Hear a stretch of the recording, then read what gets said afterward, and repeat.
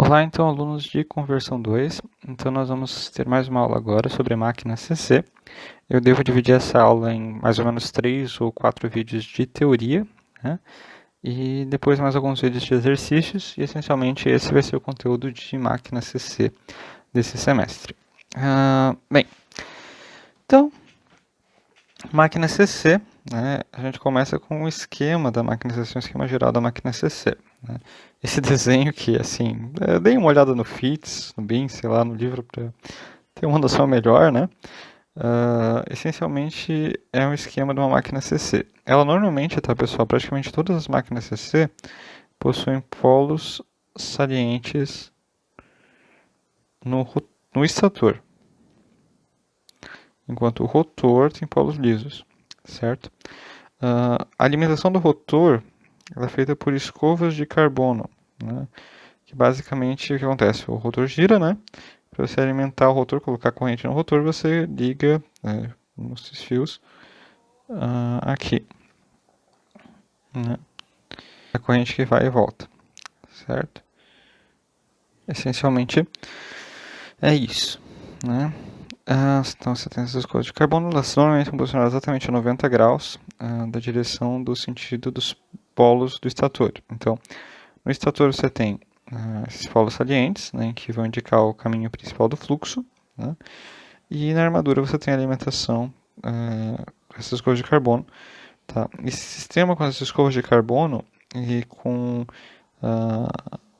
molas, enfim, os anéis as lamelas que alimentam essas bobinas, é conhecido como comutador, certo? Comutador. Então, o comutador é esse sistema que faz a alimentação do rotor.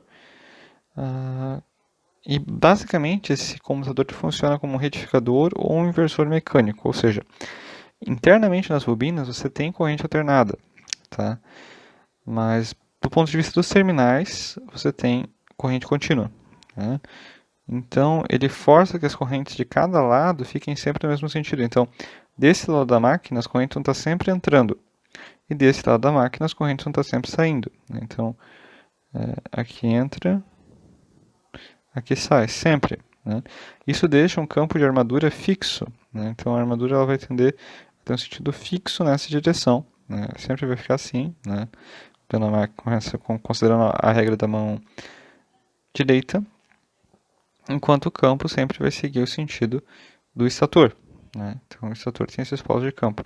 Essa máquina é uma máquina parecida, de certa forma, com a máquina de relutância que alguns fizeram nos dias da prova, tá? Parecida, né?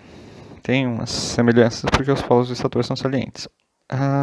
Aqui eu coloquei uma de 45 graus, tá? Mas o normal é 60. Às vezes até um pouco mais, para reduzir ao máximo essa questão, para captar o máximo de fluxo possível, tá? Mas poderia ser qualquer valor, poderia ser 30 graus, enfim, né? E essencialmente essa é uma máquina CC, né? Parece, sei lá, uma Pokébola, os alunos dizem todo semestre isso, mas, enfim, é basicamente um esquema geral da máquina CC. Tá lá no FITS, no BIM, tá melhor desenhado. E aí, pessoal, normalmente na máquina CC, tá, a armadura fica no rotor. Esse é o símbolo da armadura, né, que também é chamado de induzido, né? Enquanto o rotor de campo ele fica no estator, tá? Na máquina CC sempre vai ser assim, tá? Na máquina CC, na máquina síncrona até pode inverter, na máquina CC não. Na máquina CC sempre armadura no rotor, campo no estator, que também é chamado de indutor, armadura de campo. Isso daqui normalmente é magnético, né? Enquanto esse daqui é elétrico. Isso daqui é mecânico. Na rotor mecânico, armadura e campo é elétrico, e induzido indutor é magnético. Por que armadura? Né? A armadura é a parte da máquina que a gente tem corrente alternada, é onde é processada a potência. A potência da máquina, a lei de Faraday, a indução acontece na armadura, tá? O campo sempre a gente tem corrente CC, né? E no campo a gente ele que vai induzir, né, a tensão, ele que é o elemento indutor, né? Por isso que também é chamado de indutor, né? Então o símbolo dele normalmente é um indutor, é só uma bobina, enquanto na armadura a gente tem o símbolo de uma fontezinha com as escovas, né? Para indicar que ela é uma fonte de tensão induzida, certo? Então vamos começar com a análise da FMM de armadura, sem campo, depois de campo sem armadura, depois as duas juntas para ver o que acontece. Se vocês fizerem aquela análise gráfica que a gente já fez de FMM lá no início do semestre, em que vocês pegam uma bobina, fazem 180 graus, daí volta, inverte, enfim, aquela análise assim, sabe? E somarem todas, vocês vão ter essa forma de onda que está aqui, nos quadradinhos, tá?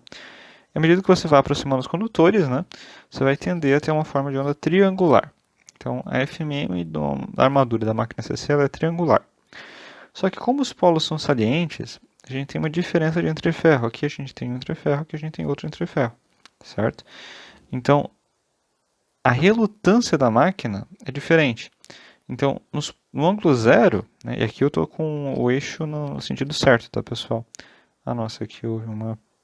Eu apaguei aqui precedente. Não sei se já estava apagado ou não.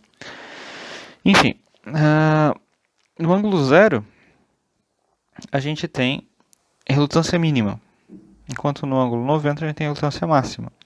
Então, a FMM ela tenta forçar o campo a passar por ali, né? Mas como tem uma relutância não linear muito forte, não constante, né, muito forte, então o que vai acontecer? A densidade de fluxo ela não vai seguir exatamente a FMM. Ela, nesse ponto aqui que eu tenho maior relutância, ela vai tender a ter uma queda, certo? Então isso aqui é um fenômeno não linear da máquina CC, certo? Por causa da alta relutância que ela dificulta a passagem de fluxo. E vocês percebam que o ponto de máximo da FMM é justamente em cima das escovas. Né? A FMM de armadura, o pico dela está justamente em cima das escovas, né? 90 graus. Ela quer que passe campo por ali, mas o que é óbvio, né? Porque a gente percebe que basicamente ela vai fazer um sistema assim, né? Então, em 270 vai ter o mínimo, né, negativo, máximo negativo, enfim, e em 90 vai ter o campo máximo, né? Tipo, é óbvio que ele vai ter um comportamento assim. É interessante que fica sendo linear porque cada trecho é alimentado com a mesma corrente, né? Então isso acaba fazendo a FMM ser triangular, ou seja, uma reta, né? Duas retas, uma que sobe e uma que desce. Bem, então agora vamos olhar o campo sem armadura. Né? Até meio estranho esse enrolamento de campo, né? Mas é porque ele não é completo, né? Ele só tem enrolamento ali nos polos originais. Então, se a gente fizer também análise de sobe, desce aqui, vai acontecer um fenômeno engraçado. Vai ficar regiões sem campo, né? O campo vai ser zero, né? E regiões com campo dobrado, digamos assim. Né? Então, e aqui, né, como basicamente só passa pelo entreferro ali, uma região bem pequena, a densidade de fluxo, né, ela acompanha bem a FMM. Né? No caso do campo, ela acompanha bem a FMM, porque nos campos de momento de alta relutância também não tem FMM, então basicamente vai ser zero. Só os de baixa relutância que tem FMM, certo? Um exercício, né, para vocês, se vocês quiserem fazer, é vocês encontrarem essas duas formas de onda, né? Relembrar a análise gráfica de FMM, certo? Bem, se eu juntar as duas FMMs, eu vou ter uma triangular e uma onda quadrada estranha, né? A FMM de armadura normalmente ela é bem inferior, tá, à FMM de campo, porque normalmente eu tenho muito mais espiras no campo, né? O campo é um rolamento bem mais robusto, né? O estator. Então acaba que ele aumenta, apesar da armadura prestar maior potência, né? A corrente ser mais alta, consideravelmente mais alta, mas normalmente a FMM de campo é maior. Mas quando a gente combina as duas, né, a gente percebe que a resultante, se vocês olharem que é a vermelha, tá? Ela é bem estranha. Né? A vermelha seria a FG, ou seja, a FMM de entreferro. Tá? Então ela vai querer espalhar campo de uma forma bem assimétrica ao longo de toda a máquina. Tá?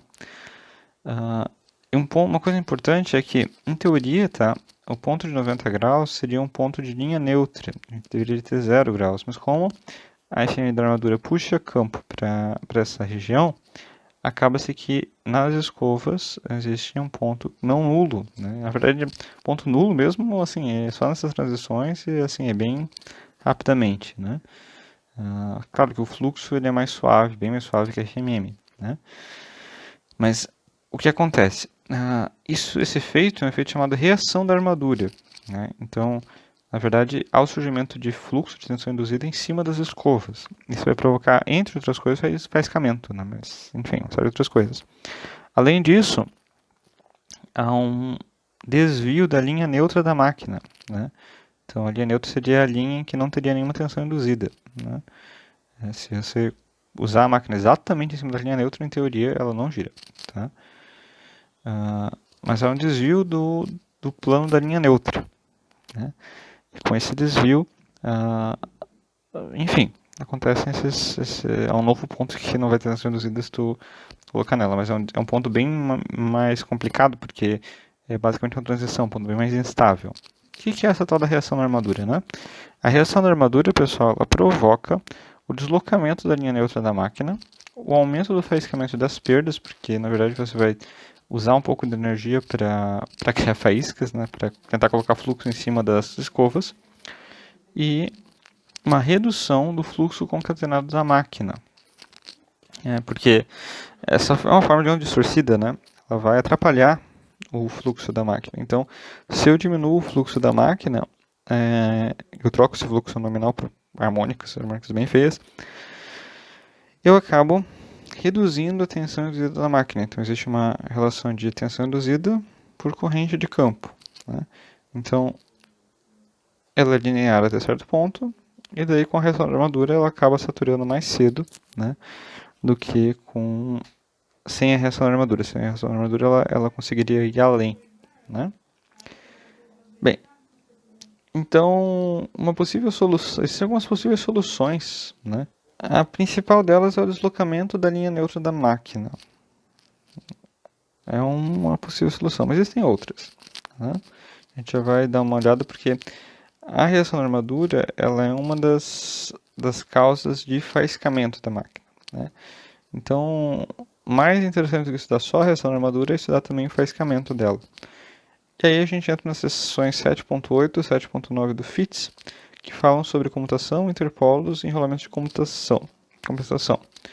Então vamos pensar como é que funciona essa comutação da máquina, como é que funciona esse envio da corrente do estator para o rotor. Né, não do estator do enrolamento do estator, né, mas de um lugar parado para o rotor, através das escovas. Então, existem lamelas, tá? Essas lamelas elas são conectadas lá nas bobinas, né? Enfim. Então, basicamente o computador então vem corrente daqui, né? Ou na verdade vem daqui e volta por aqui, né? Deixa eu. E esse computador com essas escovas de carbono, né, faz o contato com essas lamelas que vão estar conectadas lá nas bobinas, certo? Então, é bom vocês darem uma olhada também no livro para ver algumas figuras sobre da máquina CC, né? Aí há uma transição, né? Então a máquina vai girar, há um ponto em que você não tem corrente em nenhuma das bobinas, ou teria em teoria em metade de uma, metade da outra, né? Mas dependendo de como for a situação, não vai alimentar nenhuma, dependendo vai alimentar metade de uma, metade da outra, né? Até que basicamente toda a corrente é assumida pela próxima lamela e assim ele vai girando e vai acontecendo esse processo ciclicamente, tá? Bem, idealmente o que se espera, o que se deseja que uma máquina se faça é o que a gente chama de comutação linear. O que é isso, né? A corrente de uma lamela desce linearmente, a corrente da lamela seguinte sobe linearmente, exatamente na mesma proporção do que uma desce, a outra sobe. Aí o que vai acontecer? Acontecendo isso, a corrente dos terminais vai ser constante, porque basicamente vai ser a soma delas, né, a lei dos nós. Então, idealmente, se acontecer isso na máquina CC, a máquina não vai ter nenhum tipo de problema nas correntes dos terminais, né, e também não vai gerar o mínimo de faiscamento possível, né. Aí o que acontece? Né? Existe uma tensão chamada tensão de reatância, que é a tensão gerada justamente nessas lamelas, né, e também nas bobinas, em função dessa transição do computador, né? E essa transição, o que acontece? Você vai ter uma variação de corrente. E a tensão à indutância, ela é a indutância vezes a variação de corrente em relação ao tempo. Então, se você tem uma variação de corrente, você tem aqui uma derivada de corrente. Né? Tendo essa derivada, você tem uma tensão nesses indutores, uma tensão que vai surgir nessas lamelas. Então, se eu tenho uma tensão exatamente linear negativa de um lado e exatamente linear positiva do outro, a somatória das tensões, segundo a lei de Kirchhoff, vai dar zero. Né? Então, eu aí não vou ter nenhum ruído de comutação. Né? Eu consigo dessa forma reduzir o ruído na corrente e na tensão, certo? Mas na prática, de forma geral, nas máquinas que não são muito bem projetadas, essa corrente de uma sobe mais rápido, da outra sobe mais rápido, ela vem de uma forma bem estranha, tá? Muitas vezes porque a própria resistência do filme não é linear, então dessa lamela, então e das próprias escovas, então acaba que ela não vai ter pontos, né? Que ela vai descer primeiro, subir depois, e vai acabar criando um ruído de comutação na corrente, tá? E na tensão vai acontecer a mesma coisa, porque eu vou ter derivadas de tensão estranhas, né, que vão gerar ruídos de tensão. Por isso que normalmente quando a gente liga uma máquina CC e máquinas CCs aplicadas em, por exemplo, em liquidificadores, que por mais que seja ligado em CA, depois eu vou entrar no mérito por causa disso, mas liquidificador, batedeira, enfim, aspirador de pó, são produtos que têm muito ruído, né, ruído mecânico de vibração, e também ruído elétrico, né? Se eu liga um liquidificador com aquelas TVs antigas de tubo, não sei se vocês lembram, né? Quem passou por isso, mas dava um negócio na TV lá porque foi ligado o liquidificador, né? Por quê? Porque gera uma interferência eletromagnética esse tipo de motor na rede, uma interferência bem feia, justamente causada por esses ruídos de comutação. O processo de comutação não foi bem feito. E além disso, essa tensão de reatância, ela muitas vezes é muito alta, tão alta a ponto de romper o dielétrico do ar e gerar faísca, ruído visível, né? Faiscamento. O que é algo relativamente perigoso, dependendo da situação. Né? Então, é algo bem complicado na máquina CC, certo? Quanto mais linear for essa comutação, menor vai ser o faiscamento e o ruído gerado pela comutação. Certo? Então, nós temos duas causas já de ruído. Nós temos a reação na armadura e a comutação não linear. Certo? Existem outras causas de faiscamento ainda na máquina CC, que é a ionização do ar no entreferro. Vocês pensem que o entreferro da máquina CC é muito pequeno, tem muita corrente circulando na superfície do rotor. Né? Essa corrente ela aquece, né? E ao mesmo tempo tem alto potencial elétrico. Né? Isso vai acontecer um fenômeno chamado ionização do ar. Tá? Isso também poderia acontecer numa máquina síncrona, certo? Só que na máquina síncrona, normalmente existe aterramento interno na máquina. Isso impede que se acumulem cargas. Né? Mas na máquina CC, que normalmente são bem pequenas, não, principalmente nas de alta potência, né, industriais, acontece a ionização do ar. Então ficam íons no ar e acaba criando-se um plasma no ar. E o plasma favorece muito, né, o faiscamento. Né? Além disso, a própria resistência do filme da lamela é não linear. Então, isso ajuda, né, a fazer a comutação não linear, o que aumenta o ruído, né, da máquina CC. E por fim, existe uma última tensão naquelas indutâncias, que além da tensão do D e DT, existe uma tensão de rotação. Né? Como a máquina está girando, ela vai acabar criando uma tensão proporcional à rotação da máquina, né? Como ela tem polo saliente e tudo mais. E essa rotação pode ser benéfica e pode ser maléfica. Então ela também pode causar ruídos. Né? E faiscamento. Então, para a gente mitigar esses problemas, né, existe a própria tensão de rotação, que dependendo de como for projetada a máquina, pode ser utilizada a seu favor. Então, o que ela é? Né? O fluxo é a indutância vezes a corrente. Então, a tensão induzida, né, nessa indutância, ela vai ser a derivada do fluxo em relação ao tempo. Né?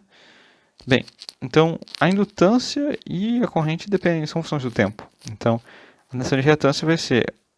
Tem uma regra do produto da derivada. Né? Então, pega a primeira, deriva a segunda, mais a segunda deriva a primeira.